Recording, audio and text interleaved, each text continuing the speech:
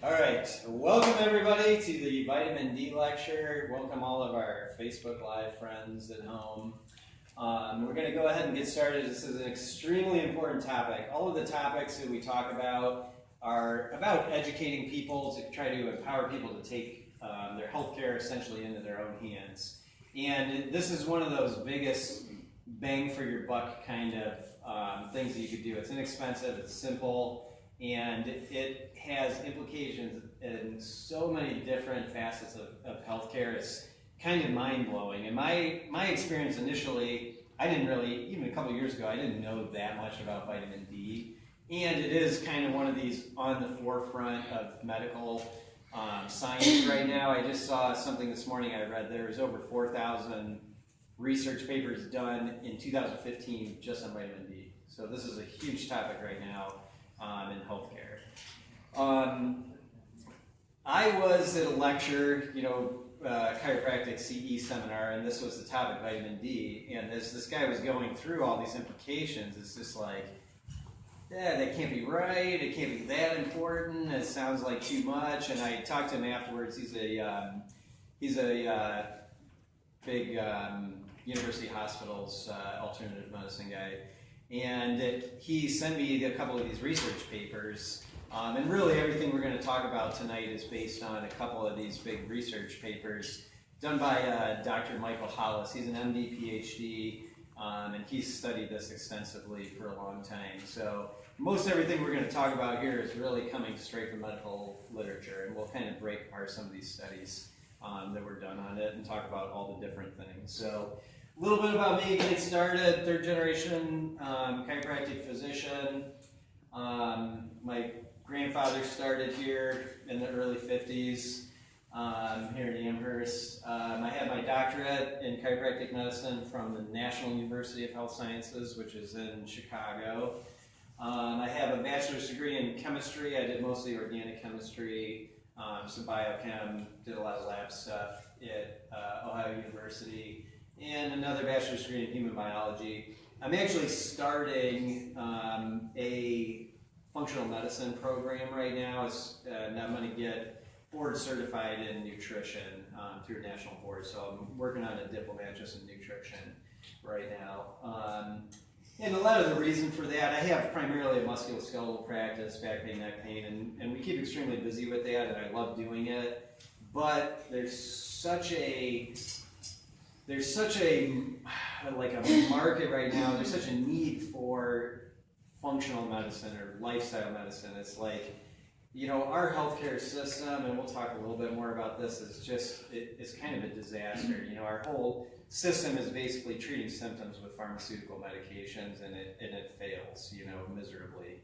Our healthcare system actually is ranked 37th in the world, on healthcare systems. There's 36 countries with better healthcare than us. So our system is bad. So what we're looking at, instead of waiting for problems to occur and then trying to treat the symptoms of it, is looking at the human body more holistically and more foundationally and trying to uncover problems as far as vitamin deficiencies, heavy metal toxicities, things like vitamin D that can have a huge impact on overall health. So we're trying to address those problems and then let the body fix itself. The body is designed to self-heal and self-regulate. So it's trying to catch some of these underlying problems before they become an issue. So instead of treating disease, more so you're creating health in the body. And that's the world we live in, over-medicated, overstressed, overweight. So trying to address a lot of those issues without drugs and surgery, essentially. We have my lovely wife here, Kelsey. We've been married for a year and a half. She's doing the filming, so any complaints of filming, my wife, please. Watson Wellness is my clinic that we opened here in downtown Amherst. We're right across from Corey Cafe here. This is a picture I had taken in India. I've traveled pretty extensively. My wife and I actually are leaving for Iceland on Tuesday next week. And I've spent time, this was about 6 weeks I spent in India. That was an Ayurvedic clinic. I was in China for a couple weeks in September. And it kind of gives me a nice opportunity to look at all these other healthcare systems and kind of see, see what I like, what I don't like, compare, contrast Western, Eastern medicine, and pick up different things from other countries that seem to work. So we'll be exploring Iceland, check out the healing waters in the hot springs and different things over there. So looking forward to that. And then one of our children, Mr. Rocco, in the corner here. All right, so little summary here. We're going to talk briefly just about healthcare in America. I always kind of just start with that. We're just going to kind of brush over that a little bit. And then we'll talk more about vitamin D. Well, number one, what is vitamin D? Just so you kind of get a little bit of an understanding of it. We're going to go through some research, and we're not really going to get in depth into any of the research, but I'm going to kind of give an overview of all the different things that can be affected by it. We'll talk importantly about how do we get vitamin D into our bodies. There's really only a few ways of getting it, so we're going to talk about that. We'll talk about whether we're deficient in here, and if we're not supplementing, most of us are. We'll talk about that and look at some of the studies.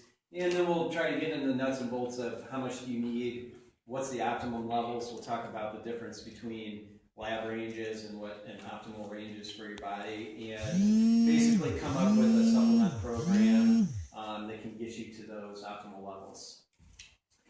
All right, so I like to start just kind of going over this because essentially you want to do everything with healthcare as far as preventative. And one statistic, and this comes out of the Journal of the American Medical Association, is that the American medical system is the third leading cause of death in the United States after heart disease and cancer. So waiting until you get sick and then putting your health into the hands of our healthcare system is not a good idea. We want to do everything to prevent disease from happening in the first place.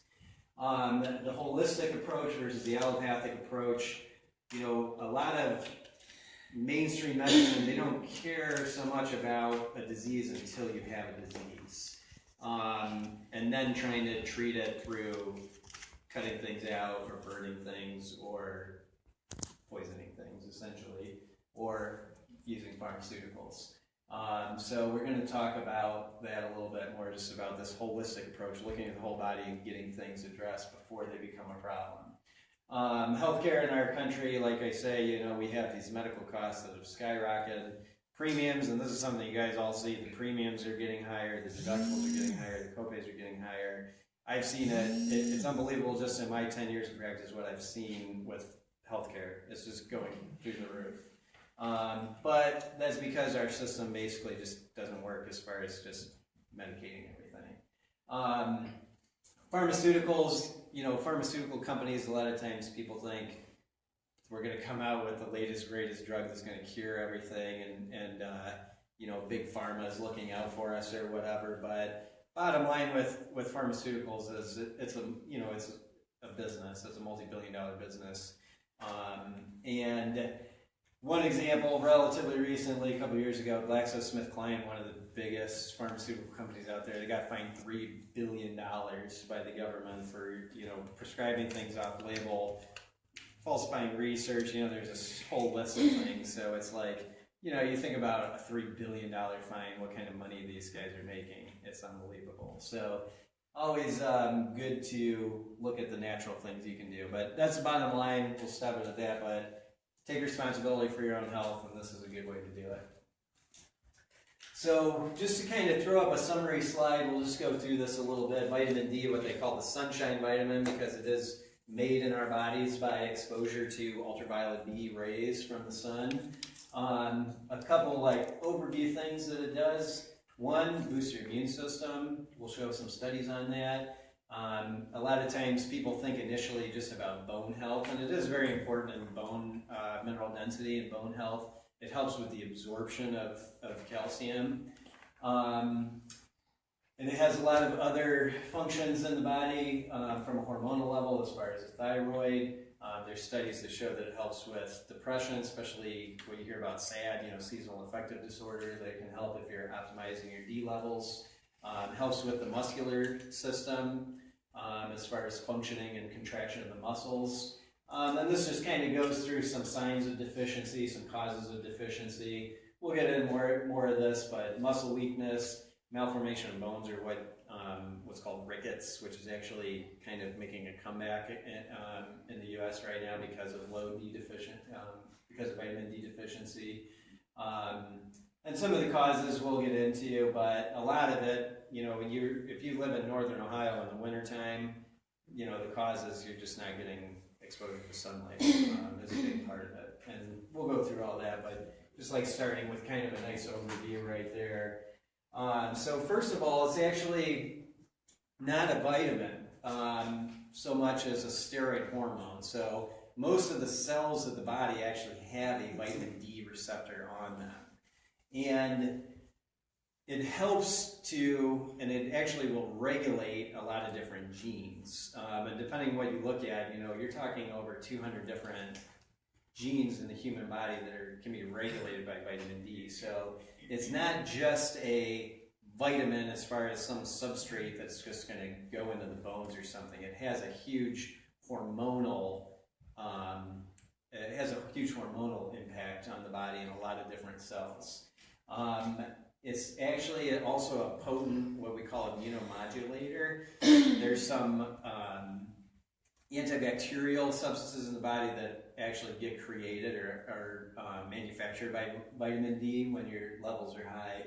And this is a great study. This is a small study. I read another one this morning that they did on elementary school kids that was a lot bigger than this, but this is kind of a cool chart. This is incidence of colds and flus, and it's partly why I wanted to do this lecture this time of year in February right now when everybody's getting sick. And I don't know about you guys, but in my office it seems like everybody's been sick lately.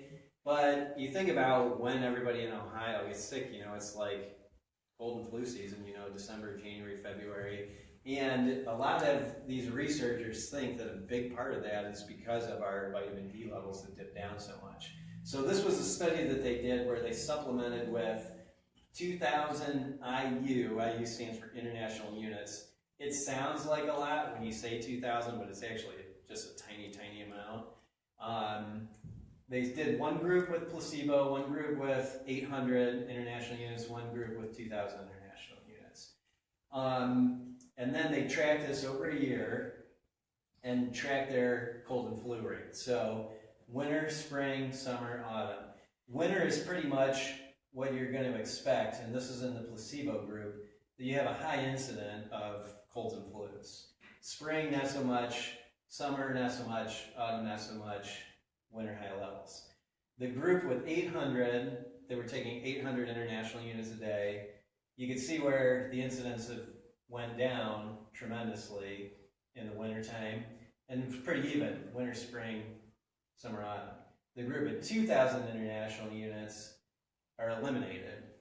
I mean, this study virtually eliminated colds and flus in the winter from taking 2,000 international units of vitamin D a day. That's a powerful study. The other one I read this morning, it was in elementary students, and this was over 2,000 kids that they studied, and I think it was 2,000 that they gave these kids a day, but it was like a 50% decrease in colds and flus in the kids that were getting vitamin D versus placebo. So inarguably, it's going to help you from getting sick. It's going to help to boost the immune system and help your body to fight off bacteria and microbes. Cathelicidin is the antibiotic that I was mentioning. So that's the question. Why do we get sick in the winter? It's not because of cold weather. And there's a lot of other theories. We're in closer quarters instead of being outside, we're inside. And there's a lot of things that could impact it, but that's a big one, So just, if nothing else, just to keep from getting that seasonal cold and flu. And from experience, I don't get sick. I haven't taken a sick day in 10 years. I very rarely, and if I do, it's like maybe for a day I feel a little off, but it's not like these 2-week sinus infections can't improve kind of thing. So good thing to do, get your D levels up. All right. So we're just going to kind of go through these one by one. and talk about some of these implications. So first one was a study in Boston. They studied the patients coming into an emergency room, and they took patients with achiness, essentially, fibromyalgia, muscle ache, joint ache, fatigue, depression, things like that. And they found that they tested them for vitamin D. 93% of these patients were deficient in vitamin D. Not implying necessarily that it was the D that caused it, but it's a good place to start. 93% deficient, so that's showing you how rampant deficiencies are. Another study more in elderly, this was a vitamin D calcium supplement, but they took patients that were 65 and up, gave them 700 IU plus 500 of calcium, decreased fracture risk by 58%. That's a big one. That's something, especially, you know, females getting to a certain age, looking into osteopenia, osteoporosis, you really, really, really want to prevent these fractures. You know, there's a lot of studies that show, you know, kind of once you get that first fracture that is kind of the beginning of a downward slide, so to speak. So it's really good to try to prevent these fractures. So the D helps with bone density. This was a crazy one, and really kind of just like, so this is one of the first studies I read that just made me like think how crazy vitamin D is. But this was a study done in Finland. Finland, of course, is Scandinavia. It's up pretty high. You know, they're higher latitude than we are, so not a lot of sunlight. They took 10,000 children, that's a lot of kids, and they gave them 2,000 international units a day for the first year of life. This is from birth to 1 year old. And then track them over time, and they had a decreased incidence of type 1 diabetes by 80%. That's, type 1 diabetes is autoimmune disease, you know? So it's like vitamin D preventing type 1 diabetes. That's pretty crazy. And it's something that implicates on how important it is for pregnant women, you know, lactating and nursing mothers, and really any parent to just think about, you know, that's that first year of life, so it's like a lot of these babies are deficient, so it's important to supplement the babies as well.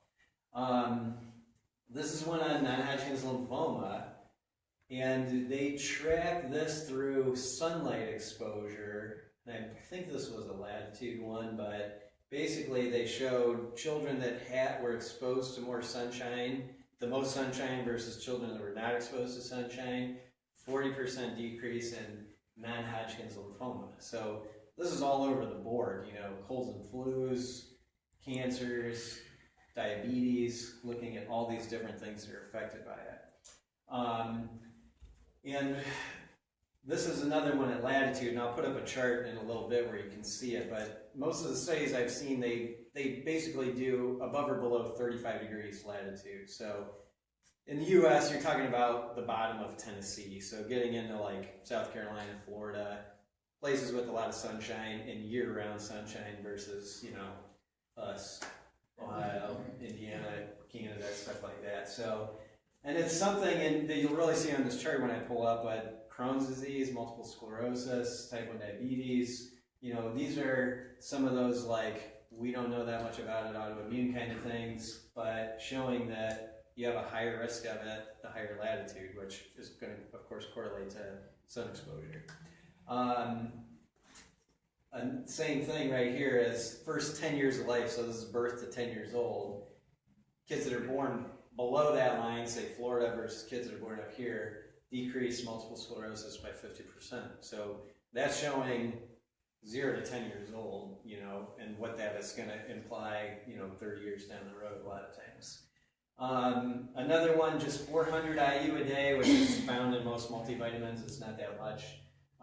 Showed a 42% decrease, MSRA, and even osteoarthritis. So it kind of is affecting all of these different systems of the body. So these are just some cancer ones, which is kind of some other ones where when you read this, it's like the more you read this stuff, it's just crazy how one thing can benefit so many different things. But First study here, 1,100 international units a day. Most of this dosaging, you're going to see the minimum around 400. Some of them are, get up into hundreds of thousands of international units. But this one showed 1,100 IU a day. It boosted the blood levels, and we'll talk about this later. But from 29 to 38, reduced the incidence of all cancers. This is when they put everything together, whether it's breast, prostate, colon, and reduce that by 60%. That's just boosting your blood levels from 29 up to 38. That's that alone is a crazy number right there. 50% reduction in breast cancer once levels hit 52 in another study. A prostate cancer one, which is interesting, that showed it was delayed by 3 to 5 years in men who worked outside. That was the only thing that they kind of broke down, men that worked outdoors versus indoors. Just again, implying that sun exposure has a protective effect on it. How do you know what your levels are on that line? Blood test. Yeah, you get a blood test. How do you get your doctor to request it? Just ask them. Yeah, they should be screening this. They should be checking everybody once a year, but yeah, they should check this on everybody. But just ask. Yeah, you just ask. Yep. Another one, there's a lot of breast cancer studies. This one was in 980 women. And basically they took the women with the highest vitamin D levels, lowest vitamin D levels, and it was a 50% difference in the vitamin D levels to the incidence of breast cancer. Another one in postmenopausal women. So it's a lot of studies, but it's like crazy thinking about how many different things that are implicated in this, and how much of a protective effect it has on the body and the illness. It increased the risk of colon cancer? No. What does that mean? So so a 30 to 50% increased risk of these 3 types of cancer if your blood levels are below 20. Okay, Okay, and we'll get into that. Like getting below 20 is very low in vitamin D. Is very low. Yeah, so the lower that you are, the higher your risk of these, and that's a significant change. It's not like maybe it's a statistical difference. I mean, that's a huge thing. And this is that chart that I was telling you about, that just gives you like kind of a crazy visual where this is looking at cancer mortality rates by state in females. This is showing it, and this is ovarian cancer, this is prostate cancer, over about 24 years. And what you see is the lowest 10% is the blue, and the highest 10% is the red. But it's almost a direct correlation over sun exposure and latitude. And there's a lot of other things, benefits that they're talking about with sun exposure, more specifically with nitrous oxide and things other than vitamin D. So it's not just vitamin D, but vitamin D is a big one. But that's kind of really just an interesting visual on cancer mortality, just based on latitude. I mean, you look at southern Florida, southern Texas, and then you get up in some of these northern states, northern Maine and stuff, and it's just like a total linear expression of it. All right, so more importantly, how do we get vitamin D? Basically, you have 4 different ways you can get vitamin D, and the best way to get your vitamin D is from sunshine. Now, this time of year, even on that sunny day that we had not that long ago, the problem is that the sun this time of year is a lot lower in the horizon. Just the way that our latitude works. So even on a sunny day in the wintertime, you're not really going to get vitamin D exposure from that. Of course, the thing that always comes up with sunshine is what about skin cancer? So, and that's an important topic. Now, what we want is sensible exposure to sunshine. You never want to sunburn. Sunburning is going to increase your odds of skin cancer, malignant melanomas, other skin cancers. Sensible exposure, which is enough to make tens of thousands, even hundreds of thousands of international units of vitamin D totally naturally with nothing, is probably one of the more important things you can do for your health, you know. And it's like the last studies we're looking at, people say, what about skin cancer? And it's like, what about every other kind of cancer too, you know? So by increasing these D levels, you're decreasing your odds of the other internal types of cancer. And as long as you're avoiding sunburn, and really it's getting sunburn at a young age that increases a lot of those odds of skin cancer. So you definitely don't want to overdo it, but some sensible sun exposure is the best way to do it. So especially in the summertime, getting outside, you know, the more skin that you have exposed, the more vitamin D you're going to make. Don't get arrested in decent exposure. At least, you know, get your full arms, get your legs exposed, and your body can make, and it's going to depend on your skin tone and a lot of other factors we'll talk about in a little bit, but 15 minutes of that sun, you can make tens of thousands of IU. You know, these studies are showing taking 1,000 IU, 2,000 IU. Your body can make 20,000 international units in a matter of, you know, 15 minutes in the sun a lot of times. So your body makes it naturally. And it is what's called a fat-soluble vitamin. So your body stores it in the summertime to get us through the wintertime, but it's not enough. You know, we end up getting low. Tanning beds I like to just include in here because it's such kind of a controversial thing. You know, tanning beds and sun exposure, everything's gotten kind of demonized by the dermatology associations because of skin cancer, but I think it just got kind of taken way too far.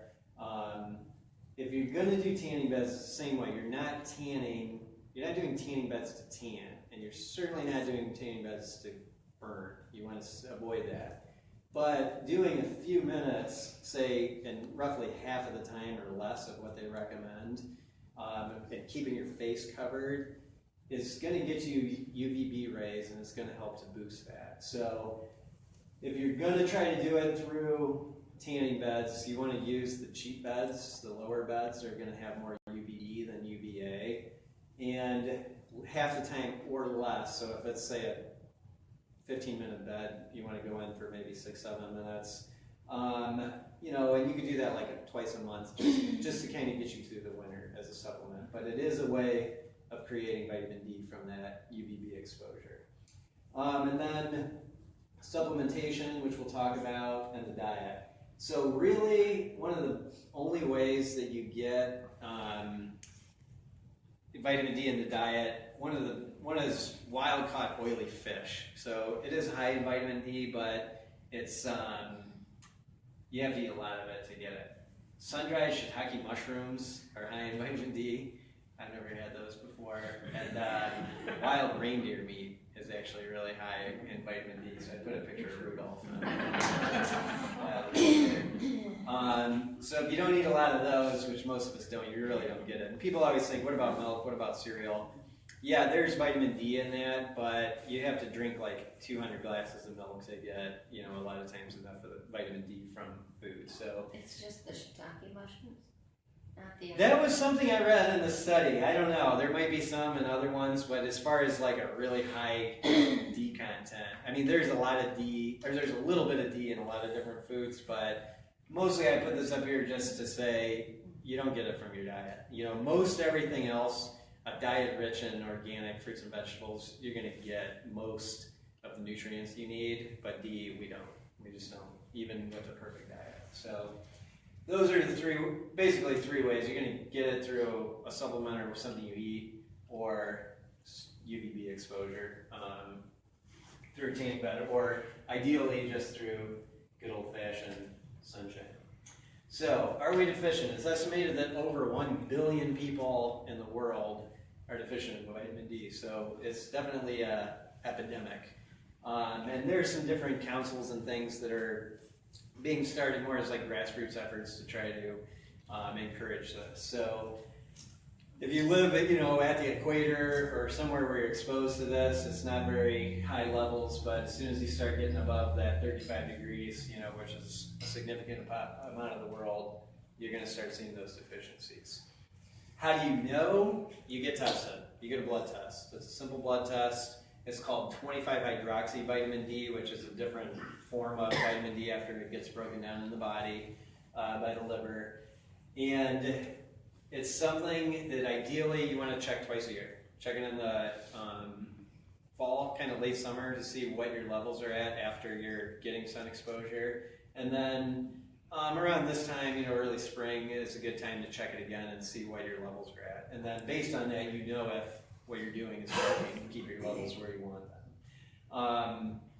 Some risk factors, so to speak: the older we get, the less efficient our bodies are at making vitamin D. So that's something that might require more you might require you to get a little bit more. Obesity, it's fat soluble, like we said, so the more fat we have in our bodies, the more vitamin D that we're going to need and the more we're can use. Sun exposure, and this is a big thing, is even, say you do work in Florida, but you work at a desk all day under fluorescent lighting instead of sun, you can still be deficient, So a lot of places, even if it is, or even in the summertime, a lot of us, work inside. So if you're commuting in a car, the glass blocks most of the UVB, and then sitting at a desk all day and then going home, if you're not getting sun exposure on the weekends, even in the summertime, you can still be deficient. So if you tend to be always covered and not getting sun exposure, sunblock, of course, is going to block all your UVB, so you're not going to get that vitamin D made if you're wearing sunblock.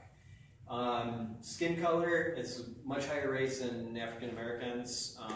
Vitamin D deficiency. A lot of African Americans above a certain point are going to be almost 100% deficiency rates. It's a lot higher incidence. And then certain diseases, if your body is fighting different things, is using this up, so it's going to cause you to be more deficient. So those are all things that are going to factor into optimizing those levels. But if you wanted to guess, in Amherst this time of year, easily 90%. Unless you're supplementing, probably at least 9 out of 10 people are deficient in vitamin D. Probably clinically too, not just optimally, which we'll talk about. So how much do we need? So first, let's talk about the difference between D3 and D2. So you want to take D3, you don't want to take D2. That's your takeaway as far as what you want to know. D3 is what's called cholecalciferol. That's the most usable form in the body. D2 is what's called ergocalciferol. That's what is prescribed. D3 you can buy online, stores, we sell it at the office. D2 is only prescription. Why that is, like the rest of the story kind of thing, a lot of the way pharmaceuticals work is they take a chemical structure and they barely modify it. They'll tack on an extra carbon atom, hydrogen atom, whatever. And the second they do that, it becomes a patent. And the second they have a patent, they make millions of dollars off of it. So D2 is very similar, but a little bit different, but it's only 30% as absorbable as D3. So there's really no reason to get a prescription for D2. You can buy the D3.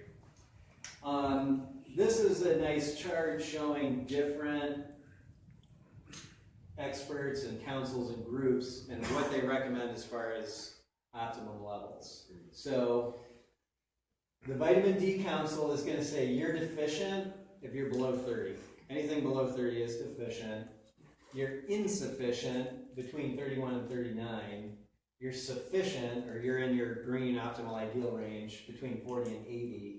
Toxic levels happen after 150. We'll talk a little bit about vitamin D toxicity, which is virtually non-existent, but we'll talk about that.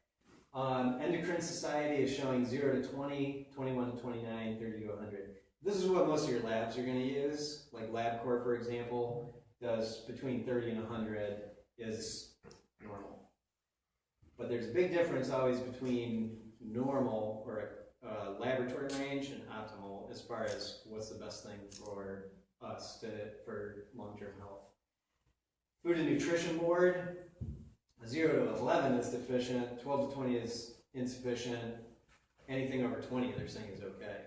All this research you read, over 20 is not okay. It's not enough.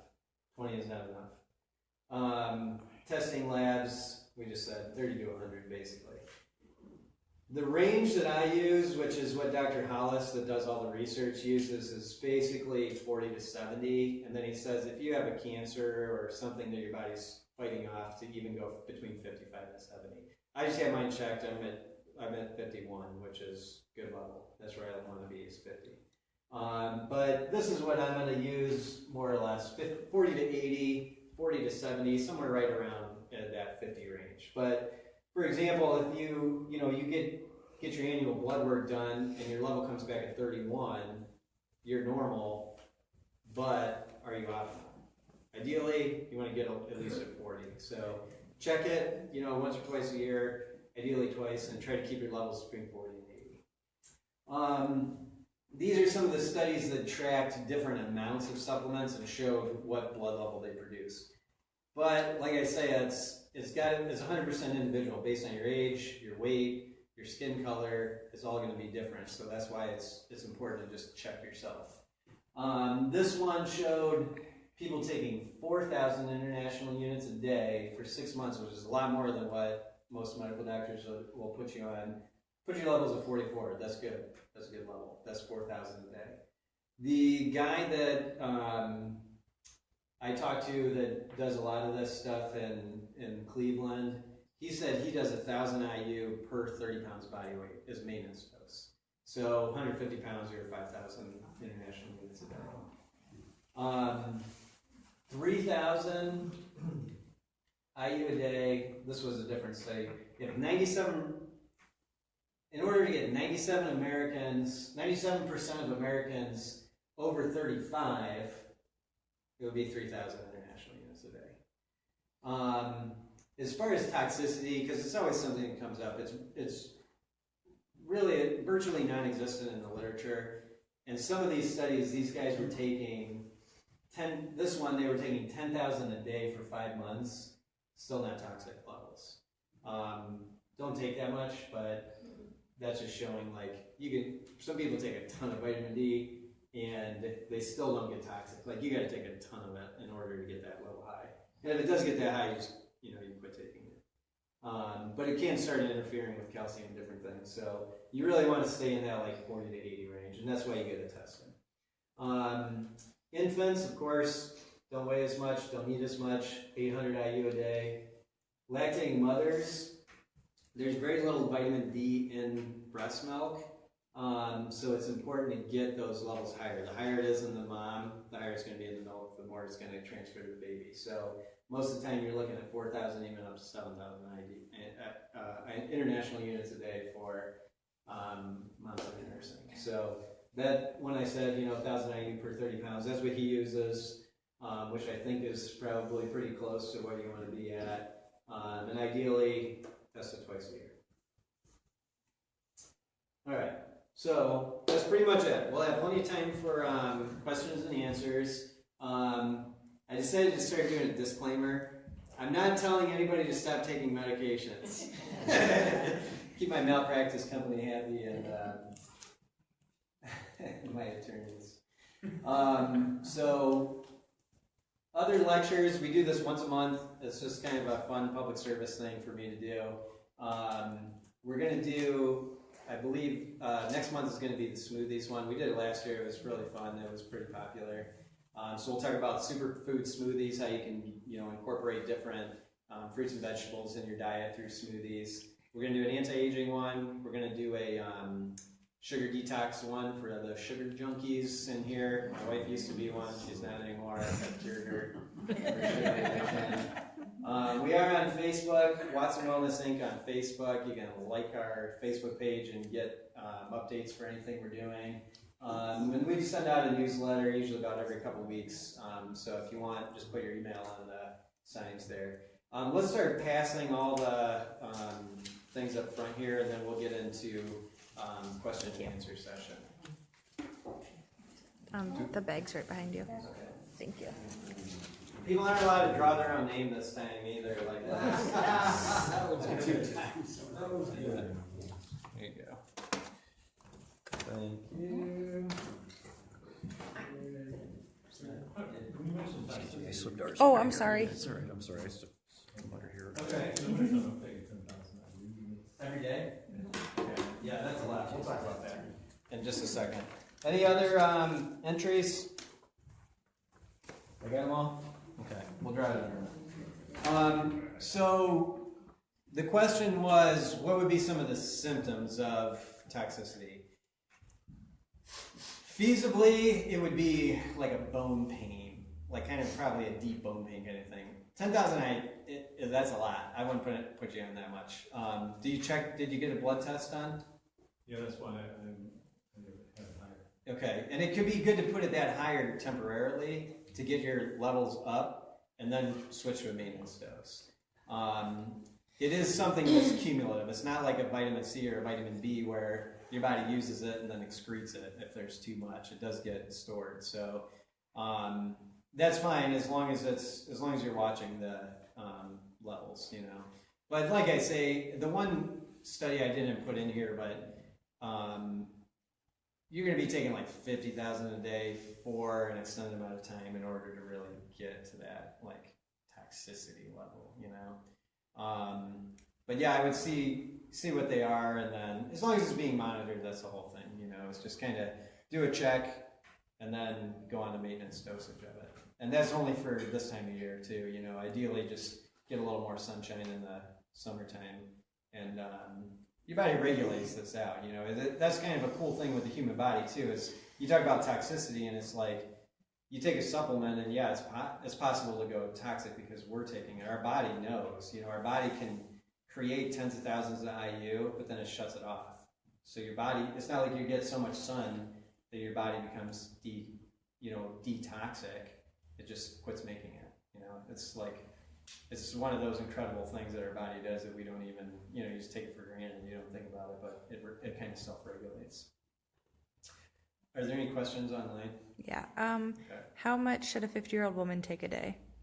So again, it's going to depend on your skin tone, it's going to depend on your current levels, it's going to depend on your weight, but in general, as far as a maintenance dose, if your levels are good, you're looking at 1,000 IU per 30 pounds. Most people are going to be around 4,000, 5,000 to get up to these higher levels, because it's not, that's an important thing too, it's not linear. A little bit of vitamin D, say you're really deficient in vitamin D, say you're at 15 or something, even taking 1,000 a day is going to boost you up pretty quick, but then it's going to kind of level off. So to boost yourself from 15 to 30, you don't need that much, but to go from 30 to 40, you need more. So a lot of people, 4,000, 5,000 a day. Let me do more audience questions here. I'm taking more than that. Okay. So my vitamin D was very, very low. Yeah. I take 50,000 once a week. Okay. Yeah, and a lot of times you do that. You can do that as a weekly kind of thing, and that will give you a big boost. So. And like a good dosage for a lot of people too, like we can carry a multivitamin that has 2,000 in the multi that you take as a one a day, and then every couple of weeks pop a 50,000. You know, that'll boost it up. So the main thing is just to see what your levels are, and based on that, come up with something that's customized to you to get your levels where you want them. But as long as that's being monitored, yeah, they make the. It is because when I just went back recently, he put me on a 2,000 after I finished out the. Okay, as a one a day maintenance. Monthly, Yeah. I mean the weekly one. Okay. Yeah, the whole thing is seeing what your levels are and then going from there. But yeah, you probably, you know, if you might, those 50,000 should boost you pretty quick. That's why I came here, because I didn't know all the ins and outs. Yeah, and it's confusing. It is. You know, like a normal multivitamin has 400, but you can buy vitamin D that's 50,000. You know, so there is a huge range of supplements. You can buy 1,000s, 2,000s, 5. And it's probably, yeah, and check it because it might be D2. And if D2 is only 30% as absorbable as D3, then you are going to need more of it. Oh, they gave the one that I have I got from the pharmacy, it was a prescription. Do you know if it's D2 or D3 though? Yeah, check it. Okay. Yeah, but if your medical doctor is doing it and telling you how much to take, then I would stick with that. Yeah. So level of 66.8. Yeah, I mean, you're going to be in that range, and I know people that try to even keep theirs like closer to 100, but really 66, yeah, I'm okay with that, Less and than 10,000 a day. yeah. Do you take that in the summer though, too? I've taken it for a couple of years, and I've not had a cold in a couple of years. Yeah, so there you go. I mean, that's enough, and even then, their toxicity, they're talking 150, so 66, yeah, I'm okay with that. Maybe go to 5,000 in the summer. Yeah, and it depends on your sun exposure, I mean, it depends how much sunshine you're getting too, so. Yeah, probably cut it down in the summertime and try to get some sunshine. Yep. I'm taking 2,000 a day. Okay. More than one in the evening. Yep. I weigh 270 pounds, Yeah. and I'm doing aggressive exercising. Yeah, you probably low. So you should, I would probably double that, yeah. all right. Yeah.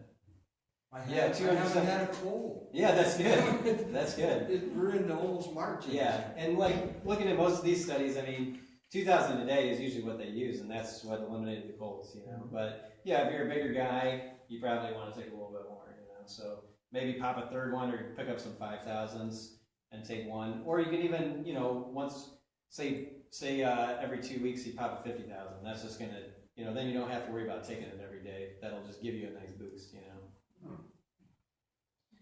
My doctor, when I went, put me on 50,000 for, I think it was every day for 2 weeks. And then when I finished that, it went to 2,000 a day. Okay. 50,000 every day for 2 weeks of D3 or D2? I always thought it was just I didn't know about D2. Okay. So it could have been D2. Yeah, that's good. I mean, that's going to give you a big boost. Yeah. Apparently. It's not, you don't want to take 50,000s are to get you boosted. It's not to maintain. Yeah. Because I took it every day. So, Yeah. Yep. That'll give you a good boost. You were probably really low. Yeah. Yeah. Teens, single digits, you remember? She didn't say, I didn't know anything about that then, but I take 2,000. And then I read where if you take it with omega-3, then it boosts both of them and it helps. They have like a synergistic effect, so those are two good things to take every day. Yeah. Yep. It says, do athletes need more vitamin D? Yeah. Yeah, definitely. If you're going to be more active, and the more active you are, probably the more that you're gonna, your body's gonna use it. It's something, like we say, it's so important in all these different facets of the human body. So the harder that you're pushing your body, or the sicker that you are, the more vitamin D that you're gonna use. So again, the best thing is just to get the blood work done and see what your levels are at. But yeah, an athlete's going to tend to need a little bit more. And that could depend. So say you're a soccer player and you're running around in shorts and t-shirt all summer. I mean, it's going to depend on the sport versus a hockey player that's in an ice rink. So that it's always everybody's totally individualized, but generally speaking, an athlete versus non-athlete with the same amount of sun exposure, an athlete's going to need more. Yep. What other questions? Anything else online? I think that was it. Okay. All right.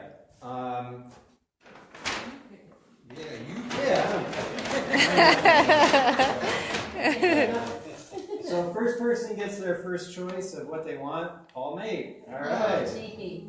So we have this stuff is not expensive, by the way, guys. You get this for, I don't know, it's probably like $8 or something. Yeah. These are 5,000 tabs. This is a company called Biotech Pharmacal.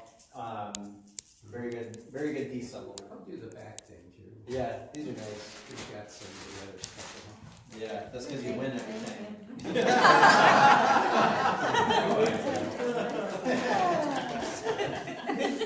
All right. Number 2. Rich up to grow. All right. I'll take the D. All right. Good choice. Good choice. There you go. And the last one. Diana Pachitis. All right, good. So hot cold pack, you can put that in the microwave or keep it in your freezer and use it for hot cold. All right, guys, thanks so much for coming out. Appreciate it. And hopefully see everybody next month for Superfood Smoothies.